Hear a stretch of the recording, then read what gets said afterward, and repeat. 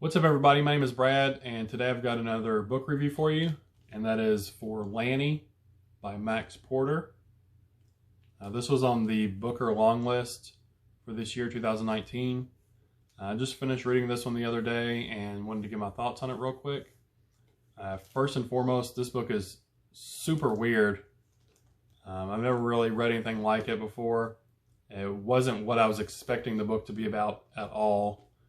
Which was okay because I did end up really enjoying the book quite a bit. I ended up giving it 5 stars, but it's really weird and, like I said, wasn't what I was expecting at all. The book follows, Lanny, and the book's split into 3 parts. The first part, it's from different people's perspectives. It's from his mom, Jolie, his dad, Robert, an artist. He used to be like a famous artist, but he's sort of retired or, not famous anymore, named Peter. And that guy eventually gives art lessons to Lanny. And then there's a sort of mystical creature entity type thing, which is what this is here, called Dead Papa Toothwort. And so it has their perspectives, all concerning Lanny. So it tells Lanny's story without ever being from the perspective of Lanny through those different people that I just mentioned. But Dead Papa Toothwort, he's sort of like the village sort of boogeyman. This takes place in a small village somewhere outside of London. It says there's like 50 houses or so maybe a couple hundred people. And, the kids, kind of tell stories about this creature, sort of the boogeyman. But this book is, even the layout of the text on the pages is different, something I've never seen before. So props to the author or whoever came up with this idea for how to lay out the book, because that was something that I liked as well. The Dead Papa Toothwort character, he's sort of, I guess he's like a nature creature. He's depicted by the children as having like leaves for hair and vines for a beard and like bark skin. But he shape changes throughout the book into different things and get bigger, smaller, takes the shape of different animals or people and things like that. And he likes to listen in. It seems like he feeds off of the thoughts of the people that live in the village. So I just wanted to show you how that's actually laid out in the book. So if you can see that, all the italicized words that are sort of curvy and stuff across the page, those are the thoughts of the people that he's listening to. And it's just, little chunks of sentences. So it's not even full thoughts. It's just like a few words here, a few words there. And that's what he's drawing in. Seems like he gets sort of his power. He feeds off of that. So that was really cool how that's laid out. And later on in the book, he sort of goes a little sporadic. And I'll show you that too. But he's listing the thoughts again, and the words are they're overlapping one another, and the text has gotten smaller. So I thought that part was pretty cool how that's laid out. I like that a lot.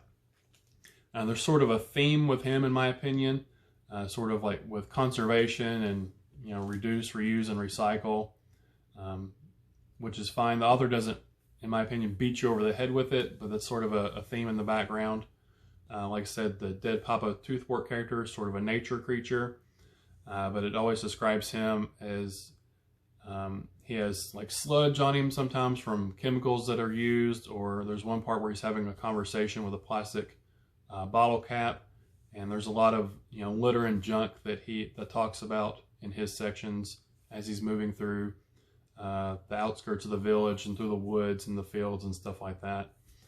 So I feel like that's sort of one theme it hints on, the conservation theme and how we need to take care of our planet and all that kind of stuff. There's another theme, sort of the dysfunctional family. It sort of seems like on the outside, Lanny and his family are fine, but the marriage is sort of stressed out, and the dad kind of thinks the kid is weird, and there's stuff like that. So it hints on that theme. And the last theme with Lanny, it just is enjoy being a kid.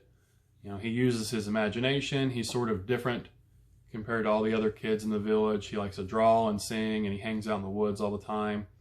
And you know, stuff like that's okay. It's okay to be different and do your own thing and be what you want to be and pursue, you know, your own goals. If you know, even though other people might think it's weird or strange and things like that. So those are some of sort of the themes that the book hits upon. But once the book gets to part 2, it took a completely different turn from where I thought the story was heading, and I really enjoyed part 2 a lot. I don't want to spoil anything for part 2 because, like I said, it was not really a twist, but it went in a direction that I wasn't expecting the book to go at all.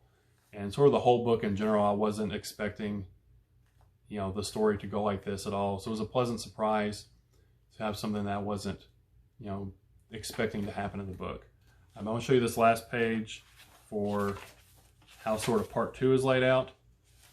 So part 2, if you can see, there's these plus signs with paragraphs in the middle.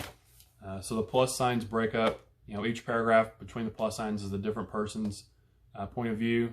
And, you know, most of those throughout part 2 are just a paragraph or so, or a few sentences. And it keeps flipping from people we had perspectives from in the first part of the book, and then just tons of other people that we don't even know, you know, who they are or anything like that, as just their thoughts on the situation that's happening and, you know, what all they're thinking about and talking about, things like that. And then part 3, I wouldn't even know how to go into describing what happens in part 3, other than, again, it's super weird and trippy, but I don't want to spoil anything, so I don't want to go into part 3.